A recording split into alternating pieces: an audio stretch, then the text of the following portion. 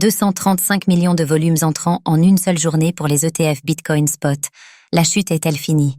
Après une semaine marquée par d'importants volumes sortants, les ETF Bitcoin Spot ont enregistré 235 millions de dollars de flux entrants en une seule journée. Ce regain d'intérêt reflète une possible stabilisation du marché, malgré les incertitudes géopolitiques liées aux tensions entre l'Iran et Israël.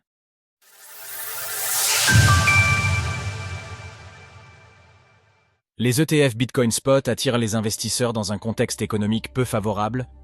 Au début de la semaine dernière, la situation entre l'Iran et Israël a atteint un point critique. En réponse à l'assassinat de Hassan Nasrallah, chef du Hezbollah, l'Iran a envoyé environ 200 missiles en direction d'Israël. Redoutant une intensification du conflit, les premières heures ont été témoins de ventes précipitées des actifs jugés risqués, ce qui a provoqué une baisse sur des indices tels que le S&P 500, le CAC 40 ainsi que dans le secteur des crypto-monnaies. Le cours du Bitcoin a immédiatement été impacté avec une perte de 6% dans les heures suivant l'attaque. Le prix de l'Ether a connu une chute encore plus marquée, dépassant les 12%, tandis que le cours BNB a reculé de 7% et celui du Sol a enregistré une baisse de plus de 14%. De manière générale, la capitalisation des crypto-monnaies hors Bitcoin a plongé de près de 10%. Découvrez notre top 12 des meilleurs portefeuilles pour sécuriser vos BTC en 2024. Les ETF Bitcoin Spot des États-Unis n'ont pas été épargnés par les tensions au Moyen-Orient. L'escalade entre l'Iran et Israël a entraîné des sorties records de 242 millions de dollars rien que le 1er octobre 2024, marquant la 5e pire journée de leur histoire. Au total, la semaine dernière a enregistré plus de 300 millions de dollars de volume net sortant, reflétant le désintérêt des investisseurs professionnels pour le BTC en période de crise. Volume des ETF Bitcoin Spot. En revanche, les volumes enregistrés hier révèlent une tendance inverse par rapport à la semaine précédente, avec 235 millions de dollars de volume net entrant, un record depuis la semaine précédant les attaques.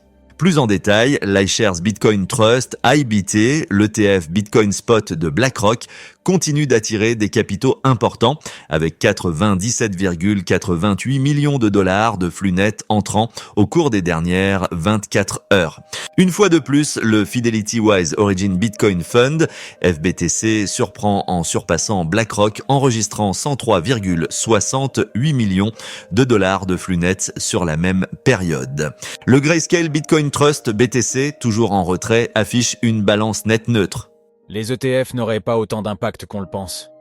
Malgré le retour d'importants volumes sur les ETF Bitcoin Spot, le cours du BTC a clôturé la journée d'hier en baisse.